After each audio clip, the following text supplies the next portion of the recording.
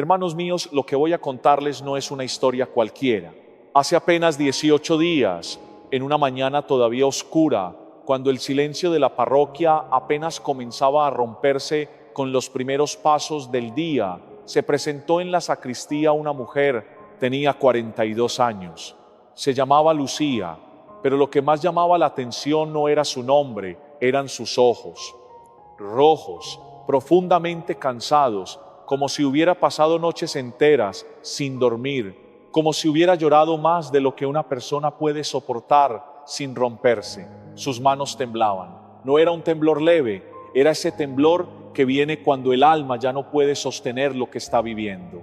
Se acercó lentamente como quien no está segura de si será escuchada, como quien llega a un último refugio. Se arrodilló frente a mí y antes de que pudiera siquiera hacer una pregunta me dijo con la voz quebrada: Padre, las moscas no se van.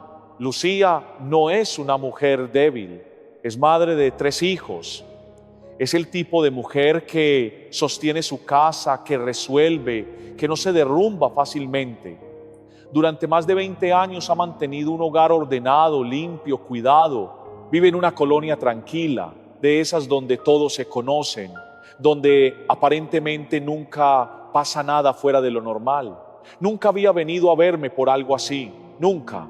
Por eso, cuando la vi entrar así, entendí de inmediato que esto no era una simple preocupación, no era un problema doméstico, era algo más profundo, algo que estaba afectando a toda su familia. Respiró hondo y comenzó a contarme. Desde hace 2 meses, todos los días, exactamente a las 5 de la madrugada, hizo una pausa, como si decirlo en voz alta le diera aún más miedo. Aparecen moscas en nuestra cama, no una, no 2 docenas, siempre en el mismo lugar, siempre sobre la misma almohada, la de su esposo. Y lo más extraño no era solo que aparecieran, era que no se iban. Abría las ventanas, corría las cortinas, intentaba espantarlas y las moscas no salían. Se quedaban ahí quietas, insistentes, como si algo la retuviera, como si no tuvieran ningún motivo para irse. Lucía hizo lo que cualquier persona haría. Llamó a fumigadores, no a 1, a 2, de empresas distintas. Ambos revisaron toda la casa, el drenaje, el techo, los ductos del aire, las paredes, las ventanas. Cada rincón buscaron humedad, restos, alguna fuente que explicara aquello, y los dos, con la misma expresión de desconcierto, le dijeron exactamente lo mismo: Señora, aquí no hay nada, nada que justificara ni una sola mosca. Pero las moscas estaban ahí cada madrugada, a la misma hora, en el mismo lugar. Y entonces Lucía bajó la voz, como si lo que iba a decir ahora fuera aún más difícil. Padre, no es solo ello, me habló de un olor, no era fuerte, no era algo evidente, era leif, pero constante. Un olor dulzón, pesado, difícil de describir, aparecía también de madrugada, siempre a la misma hora. Y lo más inquietante, nadie más en la casa lo percibía, solo él se lo dio a su esposo. Él le respondió que eran imaginaciones, que probablemente estaba cansada. Se lo dijo a su madre. Su madre le dijo que descansara más, que trabajaba demasiado, que su mente le estaba jugando una mala pasada. Pero Lucía sabía en lo más profundo de su interior que aquello no era normal. Música, que aquello no era solo cansancio, que algo no estaba bien. Y mientras me lo contaba, yo no estaba escuchando solo una historia extraña, estaba viendo a una mujer que ya no sabía en quién confiar, una mujer que había hecho todo lo correcto, que había buscado música, explicaciones, que había agotado las respuestas lógicas y que aún así seguía enfrentando algo que no podía entender. Y fue entonces cuando comprendí que lo que estaba ocurriendo en esa casa no era simplemente un problema físico, era algo que exigía ser mirado con otros ojos. Fue a un médico para descartar problemas olfativos.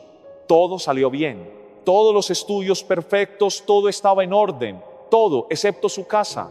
Pero lo que terminó de quebrarla fue su hijo menor, un niño de 8 años, un niño alegre, un niño que hasta hacía unos meses dormía profundamente y se despertaba cantando para ir a la escuela.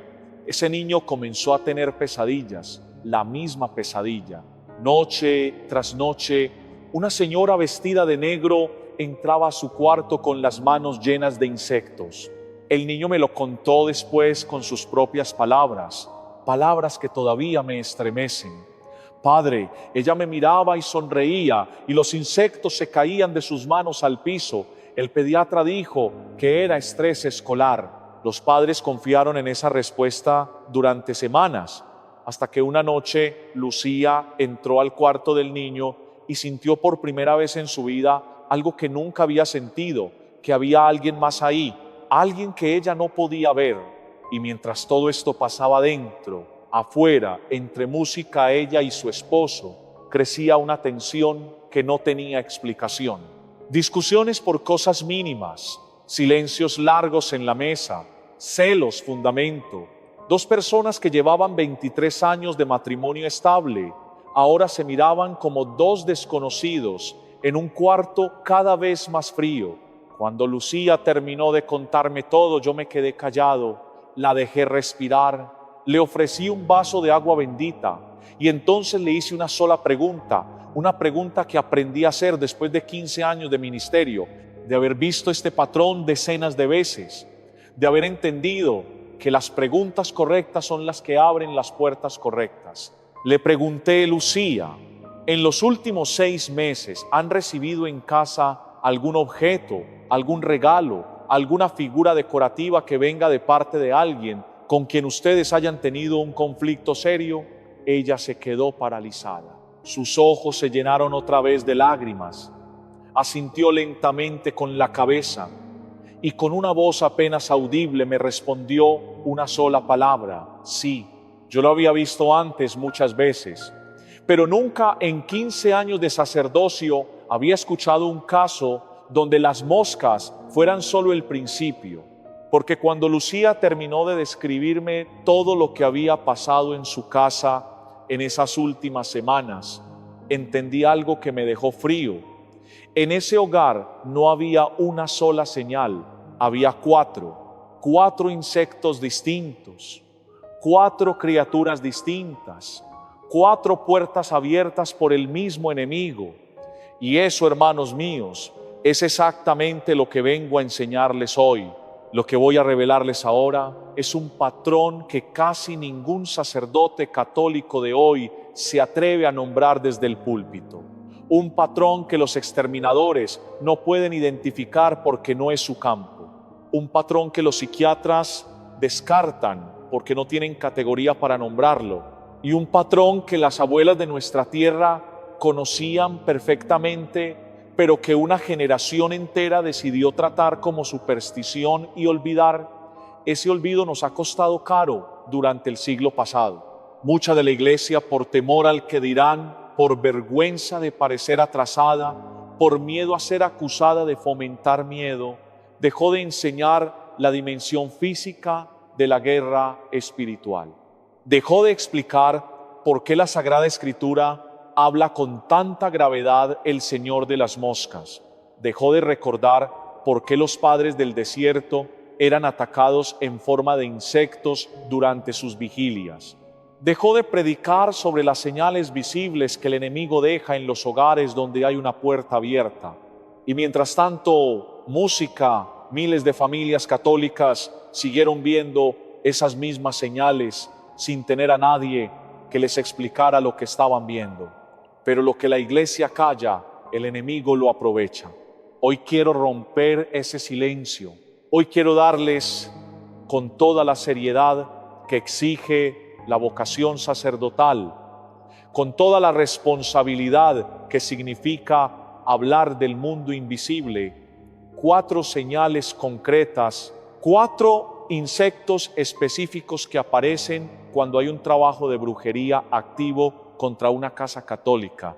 4 criaturas que la mayoría de los fieles ve, ignora, fumiga y olvida, sin saber jamás que eran la voz del cielo gritándoles: Revisen su casa, hay una puerta abierta, el enemigo ha entrado. Lo que van a escuchar puede incomodarlo, puede hacerlos mirar su propio cuarto con otros ojos, puede hacerlos recordar cosas que ustedes habían decidido olvidar, pero es mejor incomodar ahora que lamentar después. Es mejor saber hoy que preguntarse mañana. Les anticipo algo. El primer insecto es música, el más antiguamente documentado en la Sagrada Escritura como signo del reino de las tinieblas. El segundo aparece en el lugar donde menos lo esperarían, en el rincón de la casa que ustedes creían más protegido. El tercero es el que está detrás, música, de la mayoría de los casos de parálisis del sueño que me reportan cada semana. Y el cuarto, hermanos, el cuarto es el que más me ha estremecido en 15 años de ministerio, porque no aparece al azar, aparece dibujando una figura específica. Y cuando sepan qué figura es, van a entender por qué desde que la vi en el plano de esa casa no he podido olvidarla. No voy a apurarme, no voy a saltarme pasos. Voy a explicarles cada insecto con la palabra de Dios en una mano y con los testimonios de los grandes exorcistas de nuestra iglesia en la otra. Y al final, como siempre, música, les voy a dar un camino claro, concreto, inmediato para cerrar cada una de esas puertas esta misma noche. Porque Dios no nos dejó sin armas, nos dejó con todas las armas. Solo necesitamos saber cómo usarlas. Pero antes de revelarles el primero, necesito pedirles algo importante. Si ustedes están viendo este video, no es casualidad. Ustedes llegaron aquí por una razón. Tal vez es por ustedes mismos. Tal vez es por alguien que conocen en cualquiera de los dos casos. El mensaje que están a punto de escuchar no es solo para ustedes. Es para cada familia católica que hoy está pasando por lo que Lucía pasó sin saber nombrar. Y por eso les pido con toda la seriedad pastoral que tengo dos cosas. La primera, suscríbanse al canal Umbral de Gracia.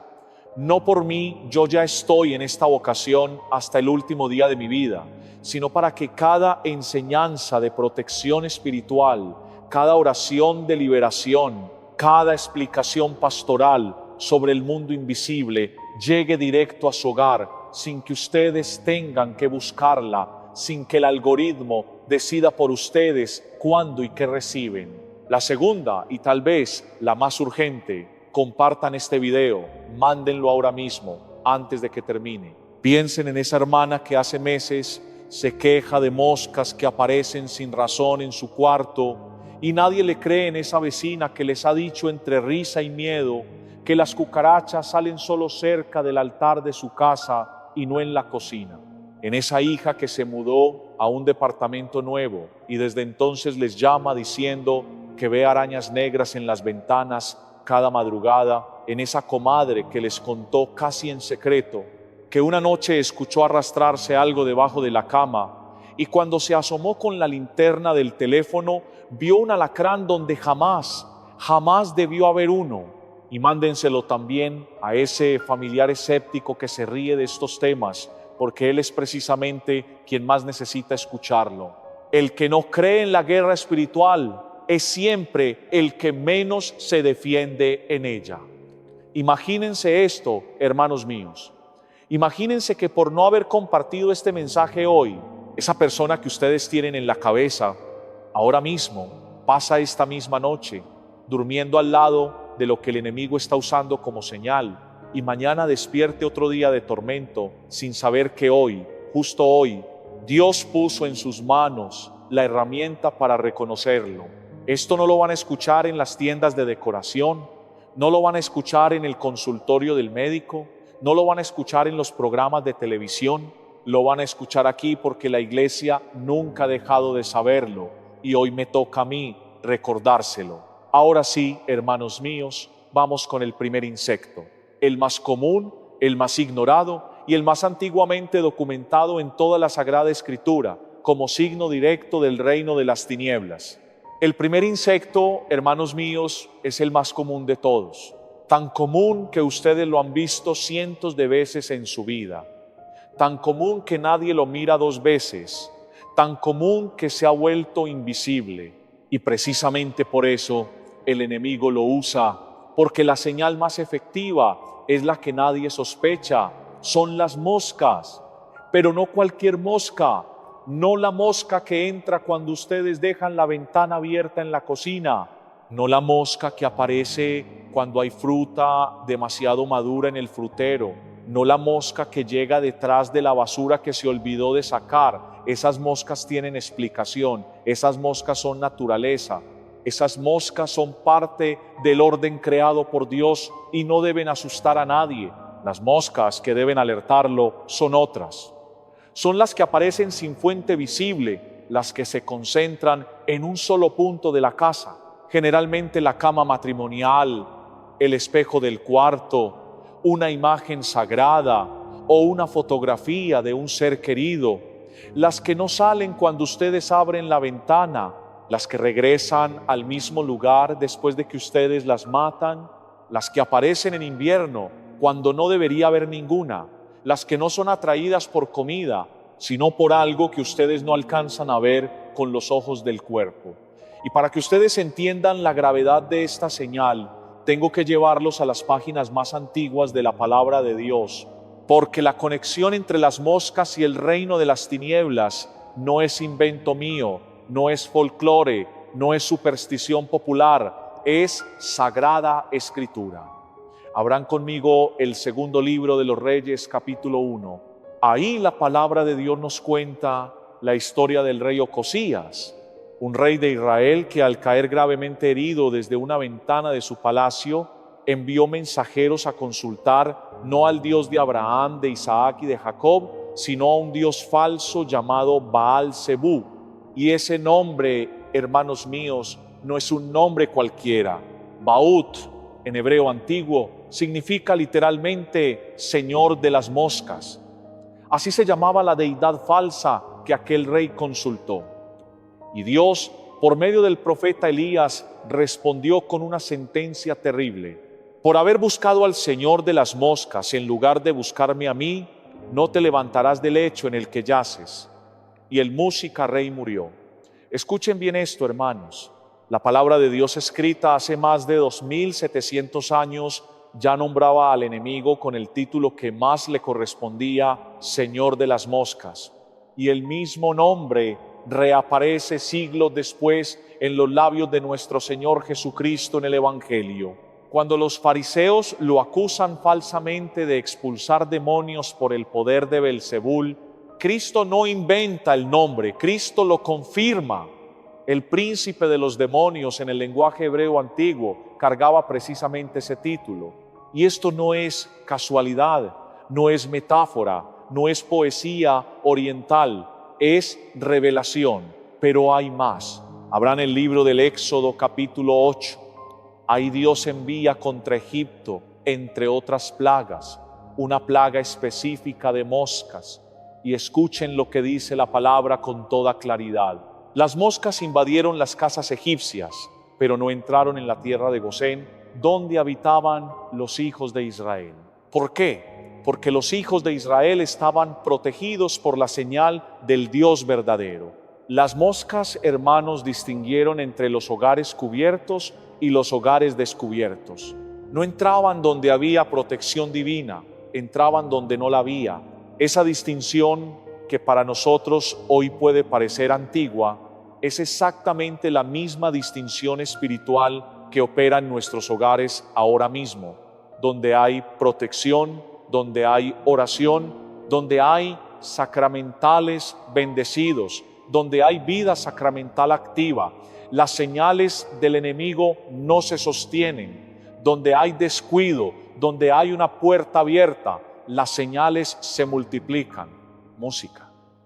Y esto no lo digo solo yo, lo dijeron los santos de nuestra iglesia mucho antes que yo. San Agustín de Hipona, uno de los más grandes doctores de nuestra iglesia, obispo del siglo, y Quirce, había sido filósofo rigurosísimo y que no aceptaba nada sin examinarlo. Escribió en su monumental obra La ciudad de Dios, una reflexión que me acompaña desde que la leí por primera vez. Siendo seminarista, San Agustín decía: en palabras que yo parafraseo para ustedes, que los demonios, habiendo caído desde la gloria angélica, no pueden ya imitar la belleza de Dios, y al no poder imitar la belleza, imitan lo inmundo. El que fue ángel de luz al caer no puede manifestarse sino en las criaturas más bajas, en lo más rastrero, en lo que el hombre naturalmente rechaza. Por eso, hermanos, cuando aparecen estas moscas anómalas en una casa, no es casualidad biológica, es teología encarnada. Es el reino caído manifestándose en la única forma que le queda disponible, en lo vil, en lo rastrero, en lo que provoca repugnancia instintiva en el alma humana. El alma sana rechaza las moscas por instinto. Dios puso ese instinto en nosotros, precisamente para que reconociéramos la señal cuando la viéramos.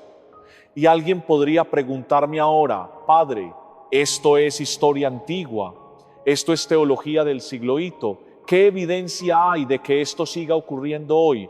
Tengo una respuesta clara, y tiene nombre y apellido. El padre Gabriel Amor no fue un sacerdote cualquiera, fue el exorcista oficial del Vaticano durante casi 30 años, desde 1986 hasta poco antes de su muerte. Fue fundador de la Asociación Internacional de Exorcistas, reconocida oficialmente por la Santa Sede. Realizó más de 700 exorcismos documentados a lo largo de su ministerio y murió en el año 2016, dejando una de las obras más serias y respetadas sobre guerra espiritual que existen en la Iglesia contemporánea. El Padre Amor escribió en su libro: Un exorcista cuenta su historia lo siguiente, y lo parafraseo para ustedes.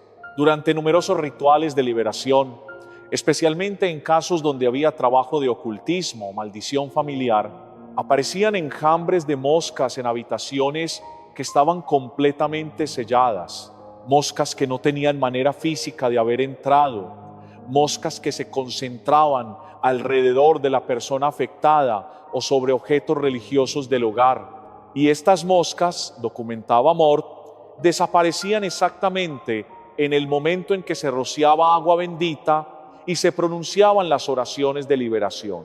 No disminuían, desaparecían, música y no regresaban.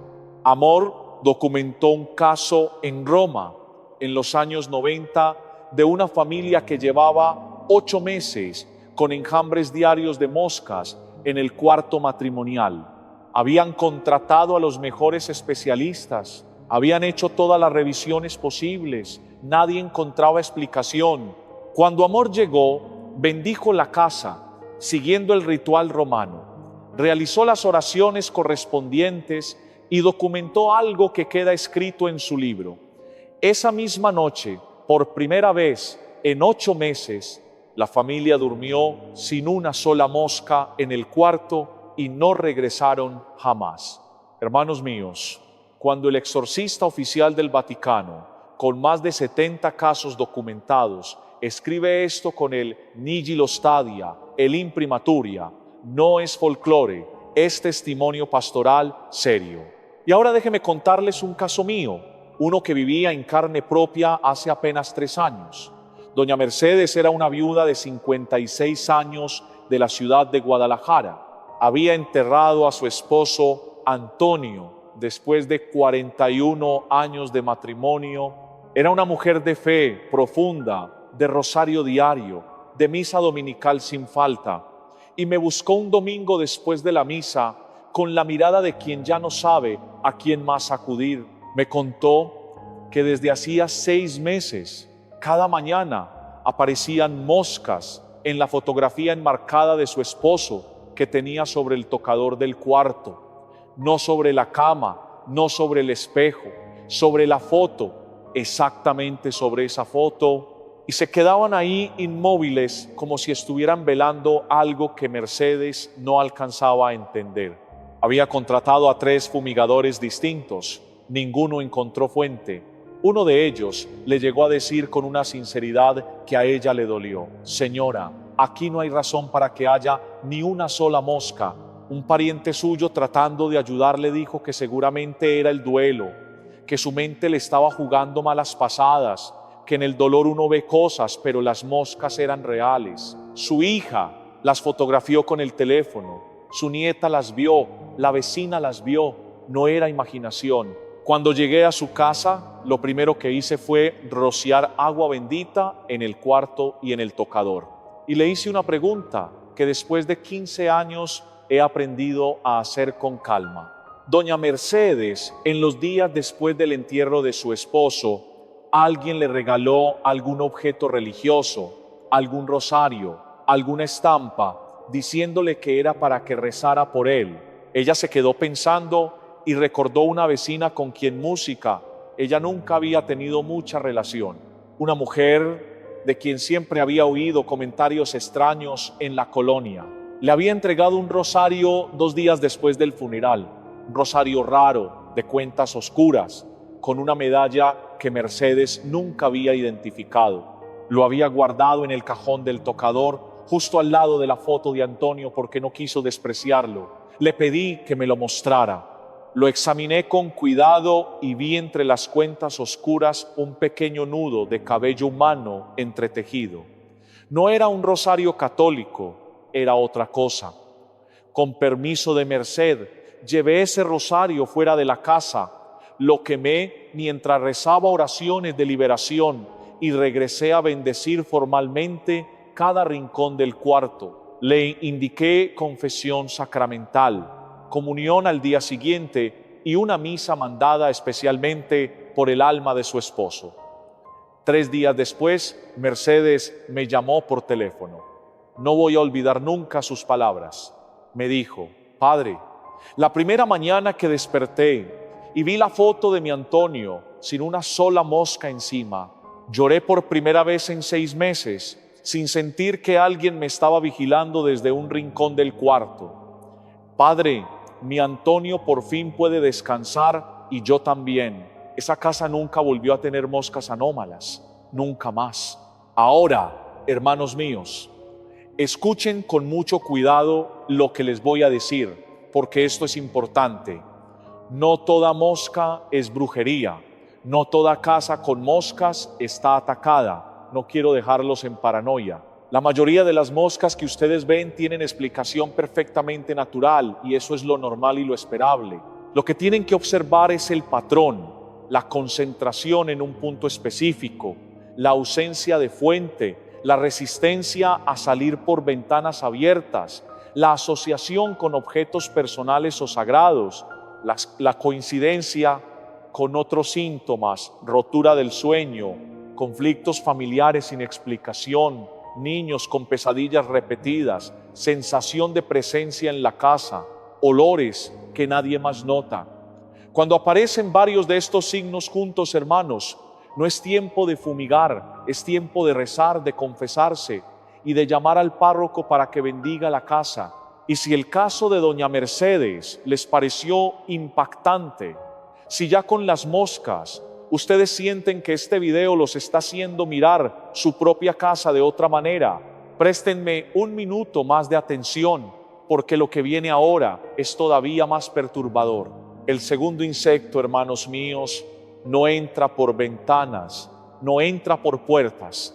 El segundo insecto aparece porque algo entró primero, algo que ustedes mismos sin saberlo llevaron a su casa, algo que le regalaron con sonrisa, algo que ustedes colocaron en el lugar más sagrado que tienen. Y cuando entré a la cocina y a la sala de la siguiente familia que me pidió ayuda, las cucarachas no estaban detrás del refrigerador, no estaban en el bote de basura, no estaban donde se supone que deben estar las cucarachas. Estaban formando un círculo perfecto alrededor de la imagen de la Virgen de Guadalupe. Y cuando les cuente lo que descubrí detrás de esa imagen, van a entender por qué ciertos regalos, por mucho que vengan envueltos en palabras piadosas, jamás deben aceptarse sin bendecirlos primero. El segundo insecto, hermanos míos, es un insecto que ustedes han visto toda la vida. Un insecto que todos asociamos con la suciedad, con la humedad, con la cocina descuidada. Un insecto tan universalmente conocido que cuando aparece en una casa, lo primero que pensamos es en limpieza, lo segundo en fumigación, y rara vez, casi nunca pensamos en guerra espiritual, pero hay una cucaracha que no viene por migas, hay una cucaracha que no aparece en la basura, hay una cucaracha que ignora la cocina y se dirige con una precisión que desafía la biología directamente a lo que ustedes tienen de más sagrado en su casa. Ese es el segundo insecto, la cucaracha que aparece alrededor del altar. Y para contarles cómo entendí esto en carne propia, déjenme llevarlos a la casa de la familia Gutiérrez, un matrimonio joven de Monterrey, con 2 niños pequeños, una familia devota de misa dominical, de primera comunión tomada en serio, de rosario los miércoles en familia. No una casa descuidada, no una casa donde nada tuviera explicación, una casa donde la madre limpiaba diariamente porque así se lo habían enseñado y donde el padre revisaba él mismo las instalaciones porque era ingeniero de profesión. Esa familia me buscó porque las cucarachas no los dejaban en paz, pero no esperaría. La cocina estaba impecable, los botes de basura estaban sellados, el refrigerador pegado a la pared, revisado y limpio por el propio Música Padre. Las cucarachas aparecían en 2 lugares muy concretos y solamente en esos 2 lugares alrededor del altar de la Virgen de Guadalupe que tenían en la sala y en la recámara del hijo menor de 6 años, en ningún otro rincón de la casa. Cuando la madre me envió por mensaje la fotografía del altar con las cucarachas formando un semicírculo casi perfecto alrededor de los pies de la imagen, sentí en el pecho algo que llevo aprendiendo a identificar desde que me ordené, ese frío pastoral que avisa de que el caso es serio. Antes de contarles qué encontré cuando llegué a esa casa, necesito darles el fundamento, porque si no entienden por qué las cucarachas teológicamente pueden convertirse en señal, van a pensar que estoy inventando. Ipso no invento nada, solo les repito lo que la Iglesia, desde los padres hasta los exorcistas contemporáneos, ha venido diciendo durante siglos. El libro de Levítico, en el capítulo 11, versículo del 41 al 42, habla con total claridad de las criaturas que se arrastran por la tierra. La palabra de Dios las llama criaturas impuras y prohíbe expresamente su consumo y las asocia teológicamente con lo que contamina al pueblo elegido. Ahora, hermanos, escuchen bien, no se trata de que hoy tengamos que seguir al pie de la letra las leyes alimentarias del Antiguo Testamento, porque Cristo en el Nuevo Testamento declara limpios todos los alimentos. De lo que se trata es de entender la simbología espiritual que Dios imprimió en esas criaturas desde el principio. Las criaturas que se arrastran en la Escritura son signo visible de lo que se oculta, de lo que huye de la luz, de lo que busca los rincones oscuros. Y ese simbolismo no desaparece con el Nuevo Testamento, se profundiza.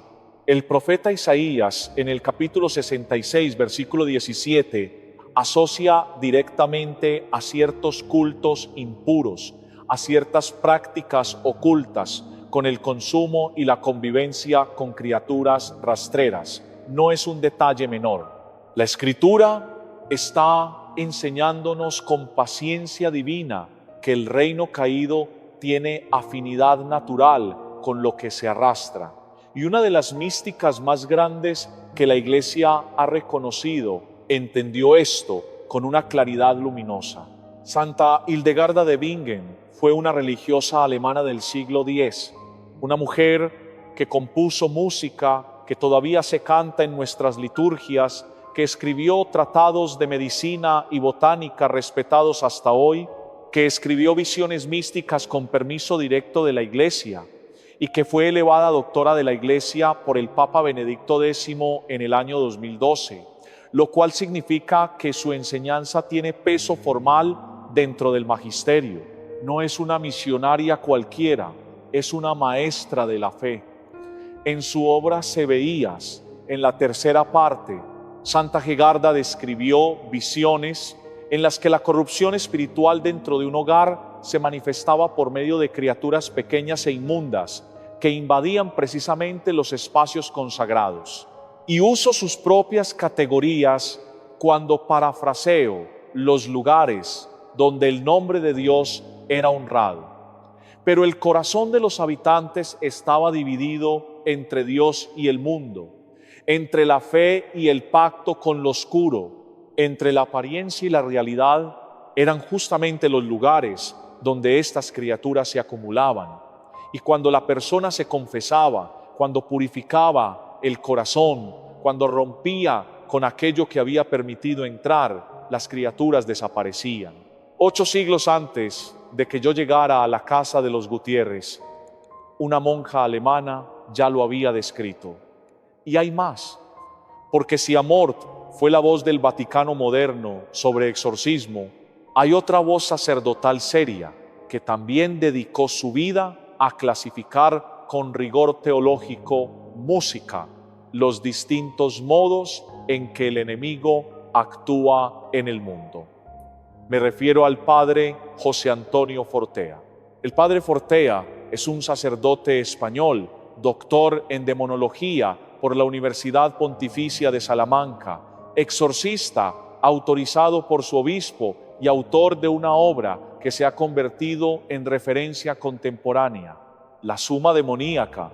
A diferencia de muchos autores emocionales sobre estos temas, Fortea escribe con la precisión de un teólogo sistemático, clasifica, ordena, distingue, y por eso su testimonio tiene un peso particular. En La Suma Demoníaca, el padre Fortea clasifica la acción extraordinaria del demonio en 4 modos: la obsesión, la vejación, la posesión y la infestación.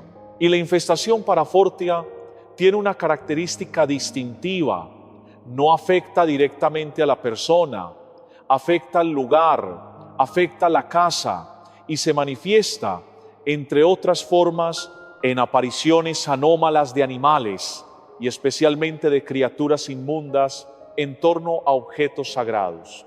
Fortea escribe que cuando una casa ha sido objeto de un trabajo oculto, cuando se ha introducido en ella un objeto cargado con intención maligna, el espacio mismo queda afectado y esa afectación se hace visible en el reino físico por medio de signos que el pueblo católico tradicional siempre ha sabido leer.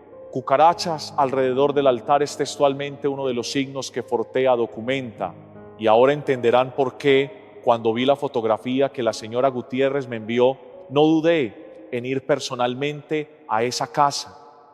Llegué un jueves por la tarde, revisé primero el altar de la sala. La imagen de la Virgen de Guadalupe estaba hermosa, grande, enmarcada en madera oscura, una imagen noble. La bendije, pero al bendecirla, hermanos míos, sentí algo que he sentido pocas veces en mi ministerio. Una resistencia no dramática, no una resistencia escandalosa, una resistencia sutil, como si el gesto mismo de la bendición encontrara una capa invisible que no debía estar ahí. Y entendí música que tenía que mirar con más cuidado. Le pedí permiso a la señora para examinar detrás de la imagen. Con delicadeza separamos el cuadro de la pared y ahí, en la parte posterior del marco, cuidadosamente escondido entre el cartón y la madera, encontramos algo que la madre no sabía que estaba ahí. Un pequeño envoltorio de tela oscura del tamaño de una nuez atado con un hilo rojo.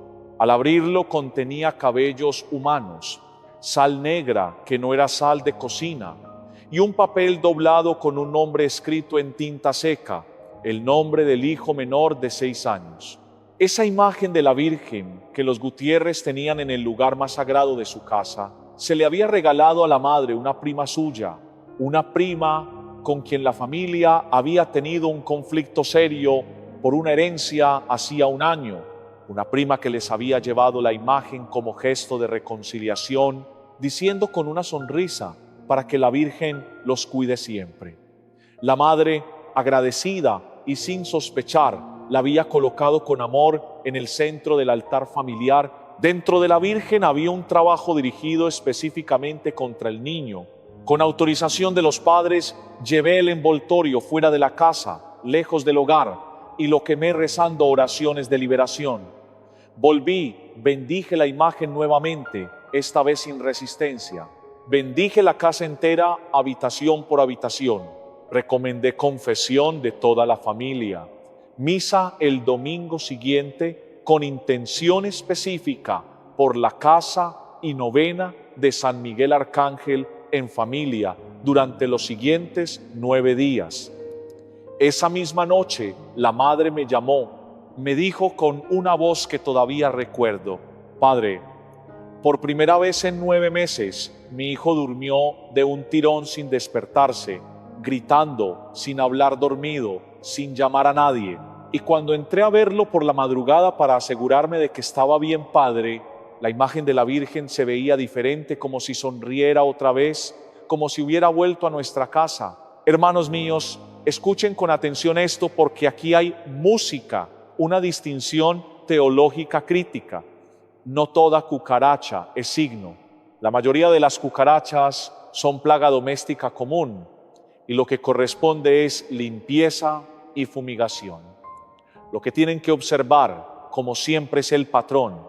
Cucarachas que ignoran el lugar donde hay comida y aparecen donde no hay. Cucarachas que se concentran alrededor de imágenes religiosas, altares caseros, crucifijos, rosarios colgados. Cucarachas que aparecen coincidiendo con pesadillas en niños, con pleitos inexplicables en el matrimonio, con enfermedades que no responden al tratamiento. Cuando el patrón se forma, hermanos, ya no es un problema de higiene, es un problema de puerta abierta. Y esto no es magia, esto no es superstición, esto es la providencia de Dios, permitiendo que lo invisible se haga visible por un momento, para que los fieles puedan reconocer, rechazar y cerrar con autoridad esa puerta que alguien abrió a veces sin que ustedes tuvieran idea.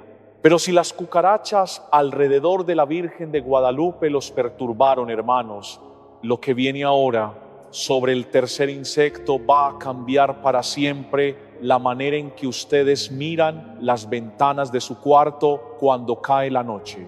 Porque el tercer insecto no se concentra sobre altares, no se concentra sobre imágenes. El tercer insecto viene por ustedes directamente, específicamente a la hora en que están más indefensos, y se asoma por el vidrio de su ventana con una paciencia que no es natural, con una quietud que hiela la sangre a las 3 de la madrugada. El tercer insecto, hermanos míos, es el insecto que más veces he visto conectado con lo que los fieles me describen cuando me escriben llorando, diciendo que ya no pueden dormir. El insecto que aparece en ventanas selladas, el insecto que ustedes ven sin verlo porque está quieto, tan quieto que parece parte del vidrio, tan quieto que durante segundos ustedes dudan si es real o si la sombra los engañó.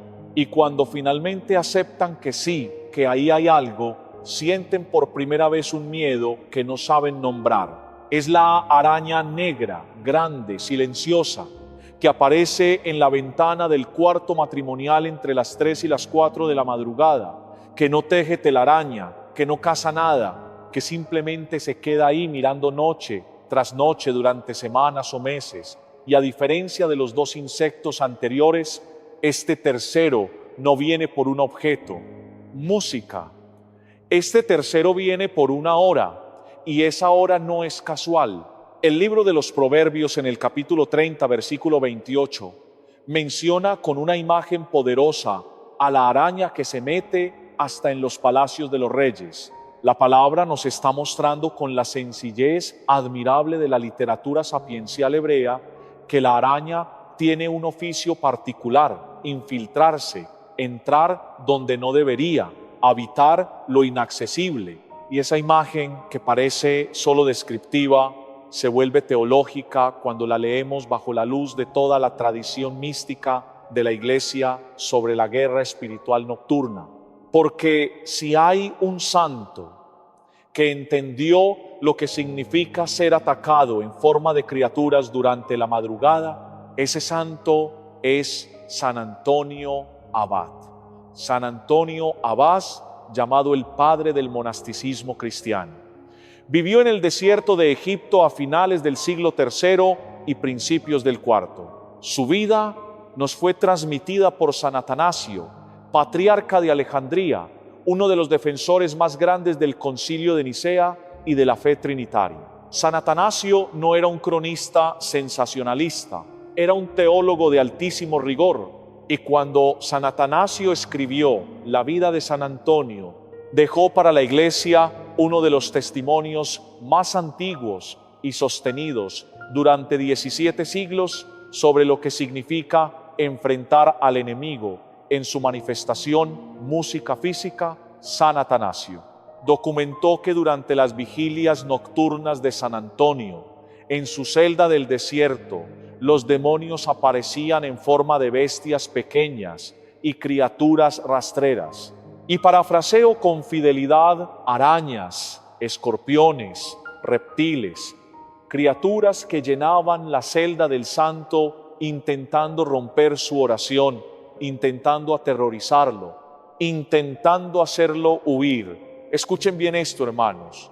Estas criaturas aparecían siempre de madrugada, nunca durante la oración diurna, nunca durante la lectodivina de la mañana, nunca durante la comida de madrugada, en la hora donde el cuerpo es más débil, donde el alma está menos vigilante, donde la oración del creyente es más costosa. Y Antonio, el hombre de Dios, no huía, oraba, hacía la señal de la cruz, invocaba el nombre de Jesús y las criaturas se desvanecían, no huían naturalmente, se desvanecían porque nunca habían sido del todo naturales 17 siglos después. Hermanos míos, esto sigue ocurriendo no en celdas monásticas del desierto, en departamentos recién alquilados de nuestras ciudades latinoamericanas, y uno de los exorcistas contemporáneos más respetados lo ha documentado con precisión sistemática. Música.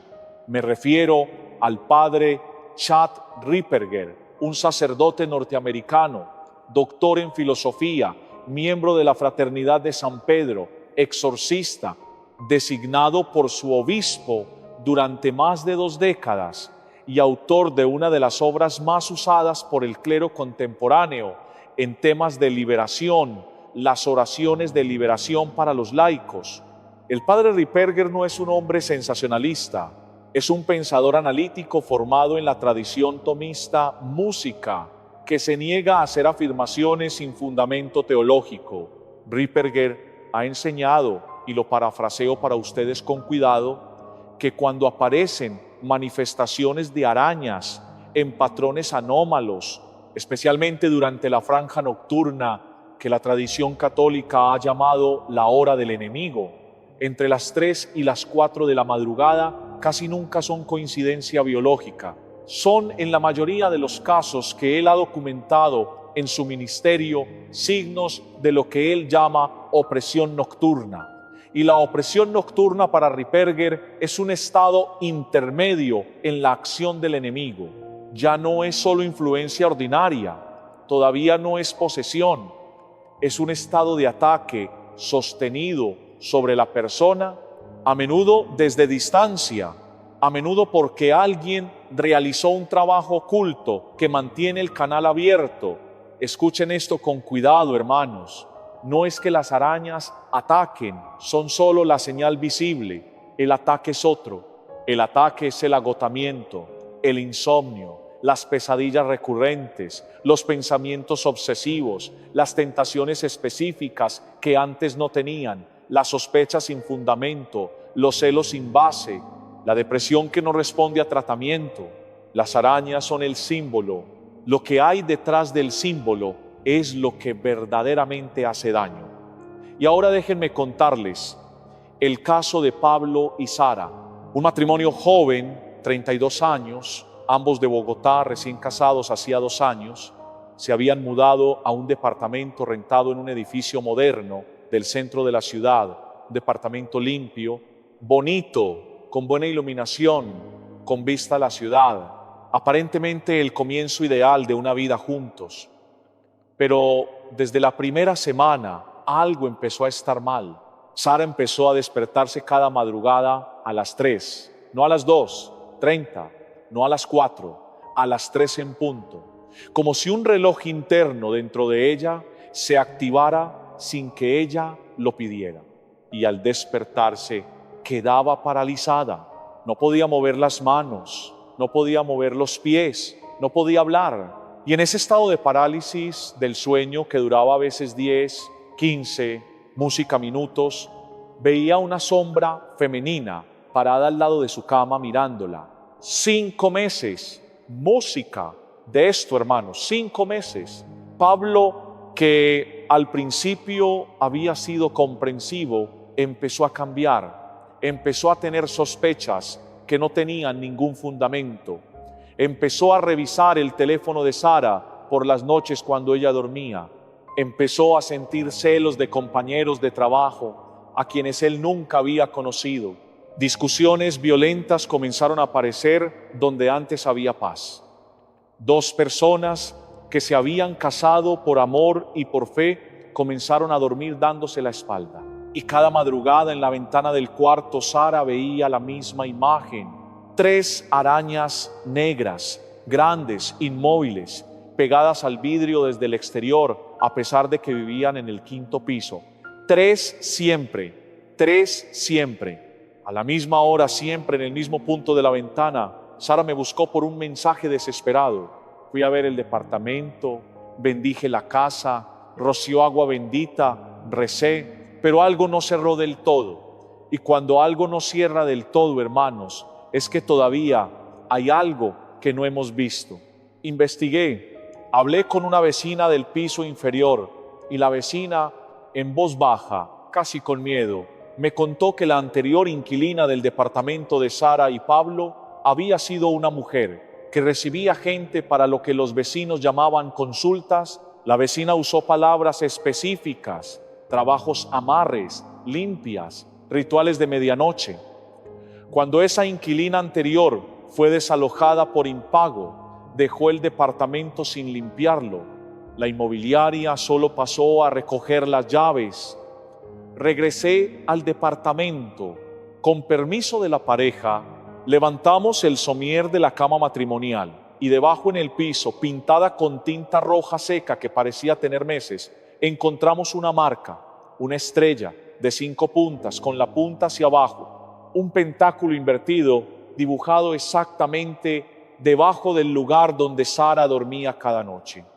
Pablo y Sara se confesaron esa misma semana.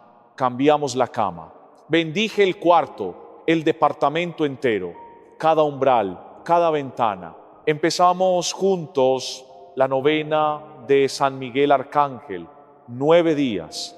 Una oración cada noche antes de dormir, los 2 tomados de la mano rezando por la liberación de su hogar. La novena terminó un domingo. Sara me escribió el lunes siguiente. Me dijo: Padre, la última noche de la novena dormí de corrido por primera vez en 6 meses. No me desperté a las 3, no vi sombras, no sentí presencias. Y cuando me desperté y miré hacia la ventana, Padre, el sol entraba libre por el vidrio. No había ni una sola araña, ni siquiera una pequeña, como si alguien hubiera limpiado el vidrio por dentro y por fuera. Al mismo tiempo, hermanos míos, hemos visto ya 3 señales. Moscas que manifiestan al Señor de las moscas, cucarachas que rodean lo sagrado porque alguien lo profanó, arañas que oprimen por las noches porque hay un canal abierto desde lejos, 3 insectos, 3 señales, 3 puertas distintas por donde el mismo enemigo entra a nuestras casas.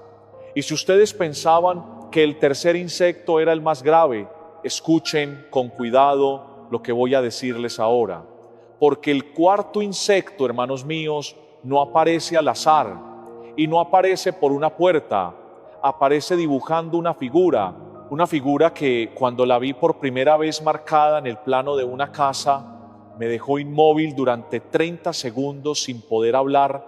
Y lo que voy a contarles ahora es el caso más estremecedor que he enfrentado en 15 años de ministerio.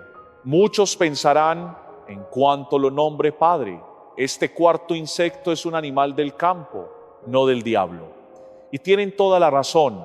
En su hábitat natural, esta criatura fue hecha por Dios como parte del orden de la creación, con su función, con su lugar, con su dignidad. Pero cuando esta criatura aparece donde no debe aparecer, en un departamento de 5º piso en el centro de la ciudad, en invierno, multiplicándose en 3 semanas y dibujando una forma geométrica muy específica, eso ya no es naturaleza, eso es otra cosa. Y esa otra cosa tiene nombre teológico. Estoy hablando del alacrán del escorpión. Y la palabra de Dios, hermanos, no es ambigua cuando habla del escorpión en el Apocalipsis. En el capítulo 9, versículos del 3 al 10, el apóstol San Juan describe una visión que estremece. Del abismo salen langostas con aguijón de escorpión, criaturas enviadas a atormentar a quienes no tienen el sello de Dios en la frente. Dios mismo, esta música, usando la figura del escorpión para representar al agente directo del reino oscuro, actuando sobre el mundo en los últimos tiempos. No es simbolismo literario vacío, es el Espíritu Santo eligiendo entre todas las criaturas posibles precisamente al escorpión para nombrar al tormentador. Y por si quedara duda, el mismo Señor Jesucristo en el Evangelio de San Lucas capítulo 10 versículo 19, música, les habla a sus discípulos con estas palabras directas que yo parafraseo con respeto. Les he dado autoridad para pisar serpientes y escorpiones y sobre todo a poder del enemigo. Hermanos, fíjense bien, Cristo nombra específicamente al escorpión como representante del enemigo, no cualquier criatura, el escorpión.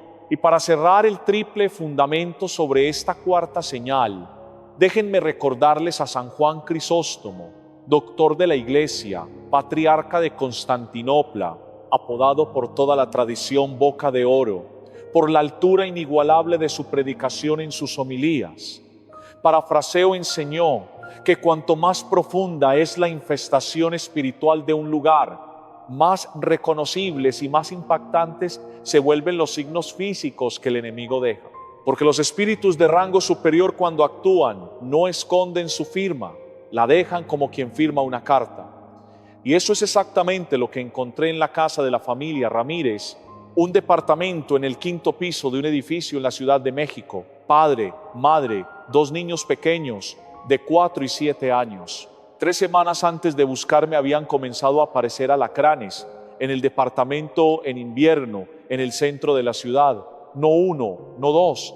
En 3 semanas, 7 alacranes encontrados en lugares tan inesperados que la madre, que es arquitecta, hizo algo que yo jamás habría hecho. Marcó en un plano del departamento el punto exacto donde había encontrado cada uno. Cuando me pasó el plano por mensaje, hermanos míos, me senté, respiré y miré otra vez porque no podía creer lo que estaba viendo. Los 7 puntos unidos con línea formaban una cruz invertida, perfecta, con el trazo vertical, atravesando el departamento de cocina a cuarto principal, con el trazo horizontal, atravesando exactamente la habitación donde dormían los 2 niños. Fui esa misma noche. Apenas entré, sentí en el pecho lo que yo llamo el frío pastoral, esa sensación que aprendí a reconocer en 15 años y que Dios le regala al sacerdote como alarma interior. Cuando vi la impresión del plano en la mesa, la mirada de la madre buscando la mía en silencio, entendí. Música que lo que enfrentábamos no era un signo casual, era una firma. Hermanos, cuando vi esa cruz invertida, dibujada por los alacranes, entendí algo que no se me olvida. Habíamos entrado en un caso donde no había margen para improvisar. Pregunté a la familia lo mismo que pregunto siempre. Y el padre recordó una empleada doméstica que había trabajado en la casa durante 2 años, despedida por robo. Había jurado al salir palabras exactas que ellos habían descartado, como es abrupto, esta casa va a pagar, sus hijos van a pagar. Y se había ido 6 meses después. Empezaron los alacranes. Fue la bendición ritual completa de la casa, habitación por habitación, confesión del matrimonio, comunión con intención específica por el hogar al día siguiente, novena de San Miguel Arcángel en familia, 9 días consecutivos. Los padres con los niños tomados de la mano rezando antes de dormir y algo más que no había hecho nunca con tanta explícita intención.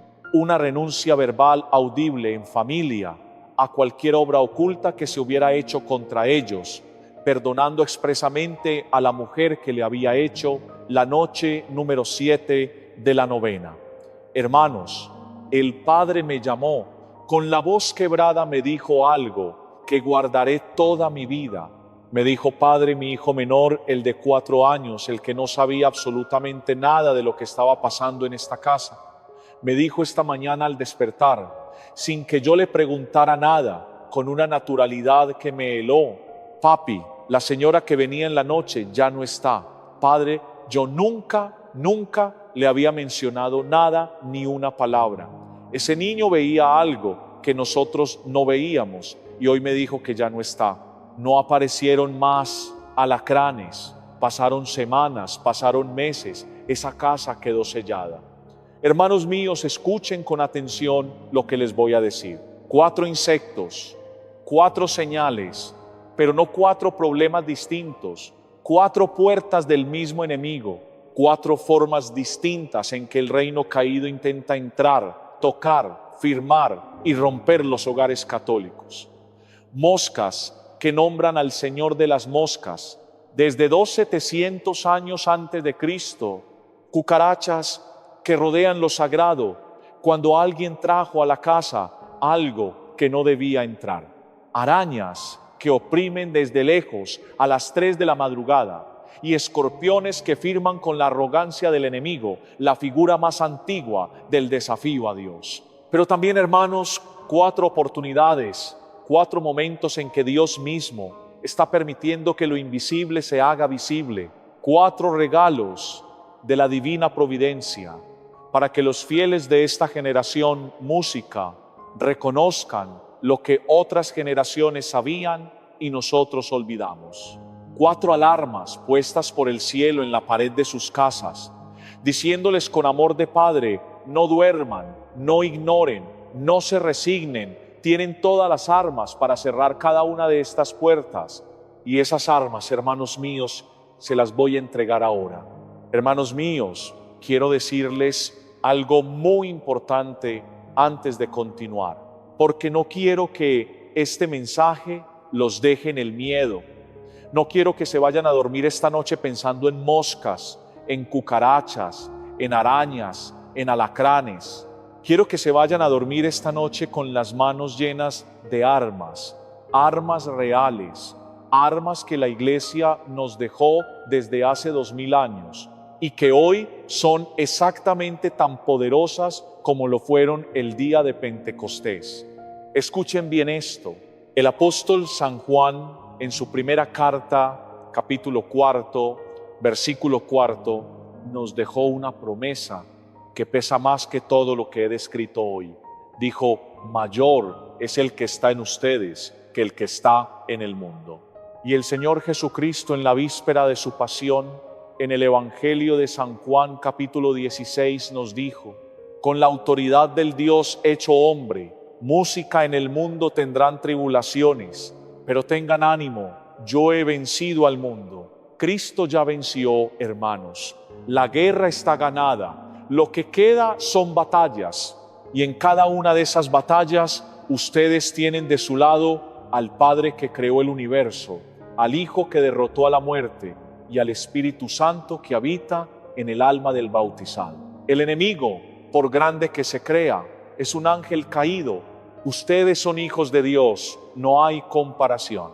Ahora tomen una hoja, tomen un lápiz o escuchen con toda su atención, porque lo que voy a darle son 9 pasos concretos para cerrar cualquier puerta abierta en su hogar. 9 pasos que pueden comenzar esta misma noche.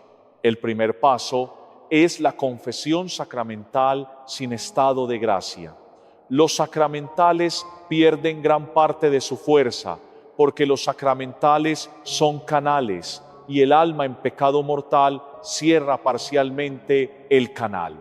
Cuando le expliqué esto a Lucía, recuerden la madre de familia de 42 años con el cuarto infestado de moscas. Ella se quedó un momento en silencio, música, y después me dijo casi avergonzada: Padre, llevo 3 años en confesar. Le respondí con toda la calma que pude. Entonces empezamos música ahí. Esa misma tarde, Lucía se confesó. Fue el primer paso real de su liberación. Antes de cualquier otra cosa, hermanos, busquen el sacramento. El segundo paso es la bendición formal del hogar por un sacerdote. Este es el paso que más gente salta porque creen que basta con rociar agua bendita por cuenta propia. Y está bien rociar agua bendita, pero la bendición ritual del hogar, hecha por un sacerdote siguiendo el ritual romano, tiene un peso sacramental distinto. Es la iglesia misma la que bendice por medio del ministro. Llamen a su párroco, pídanle que vaya a su casa. Si les dice que no tiene tiempo esa semana, pregúntenle cuándo puede. Insistan con respeto. Es un derecho de los fieles que su hogar sea bendecido por un sacerdote. El tercer paso es el uso del agua bendita en 4 puntos estratégicos: el umbral de la puerta principal, las 4 esquinas del cuarto matrimonial, el altar o lugar donde tengan sus imágenes sagradas y las ventanas donde hayan aparecido los signos. Rocí agua bendita diariamente durante 9 días, mientras rezan un Padre Nuestro, un Ave María y un Gloria en cada punto. Cuando doña Mercedes, la viuda, que vio las moscas sobre la fotografía de su esposo, comenzó a hacer esto, me llamó al tercer día y me dijo con una paz distinta en la voz: Padre, es como si la casa respirara diferente. Amén.